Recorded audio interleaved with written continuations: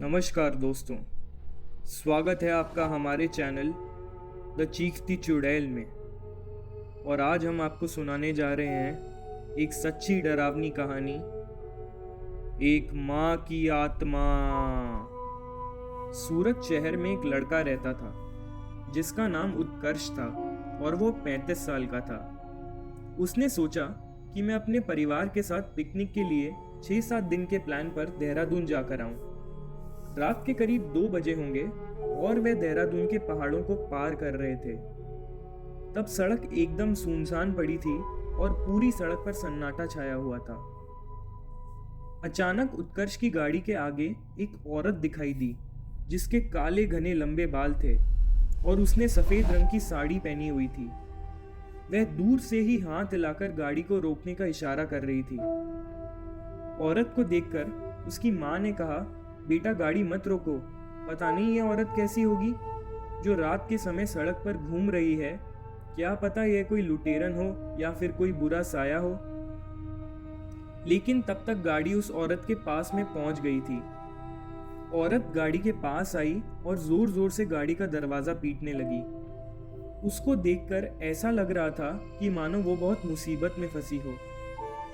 उत्कर्ष की माँ ने बोला, गाड़ी का दरवाजा मत खोलो, लेकिन उत्कर्ष ने बोला कि ये औरत शरीफ दिख रही है और लगातार रोई जा रही है, एक बार इससे बात कर लेता हूँ। और उसने गाड़ी का दरवाज़ा खोलकर पूछा, क्या बात है और आपको कहाँ तक जाना है, आप रो क्यों रही हो।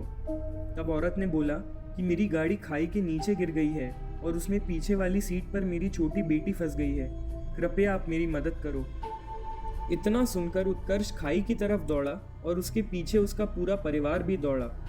उत्कर्ष सड़क के नीचे खाई में उतरा और गाड़ी का दरवाज़ा पीटने लगा, लेकिन दरवाज़ा नहीं खुल रहा था। उसने किसी तरह से ईंट से पीट पीट कर गाड़ी का कांच तोड़ दिया और लड़की को उतार लिया। वह लड़की लगातार रोए जा रही थी। मैंने बोला, बेटा तुम्हारी मम्मी पीछे ही खड़ी है, अपनी मम्मी के पास जाओ। तब भी वह लड़की मम्मी मम्मी बोले जा रही थी। फिर मैंने उसको अपनी गोद में उठा लिया और ऊपर जाने लगा। तभी मेरी निगाह गाड़ी के आगे वाली सीट पर गई। शीशे के अंदर कुछ धुंधला धुंधला सा दिखाई दे रहा था। मैंने वह कांच भी तोड़ा तो देखा आगे वाली सीट पर एक औरत बैठी हुई थी जिसका माथा फूट गया था और बहुत सारा खून बह रहा था। शायद वह औरत मर चुकी थी। तब मैंने पीछे मुड़कर देखा और मेरे होश उड़ गए। वो तो वही औरत थी जो गाड़ी के अंदर मर चुकी थी। तभी मेरा पूरा परिवार इकट्ठा होकर मेरे पास आ गया और यह भयानक दृश्य सबने देखा। जो औरत मर चुकी थी उसी ने हमसे मदद लेकर अपनी बच्ची को बचाया था। रात में हमें उसके बाद वहाँ कोई भी नहीं दिखा। हमने आवाज़ भी लगाई तो भी वह औरत दोबारा नहीं आई और हम बच्ची को लेकर अपने घर आ गए।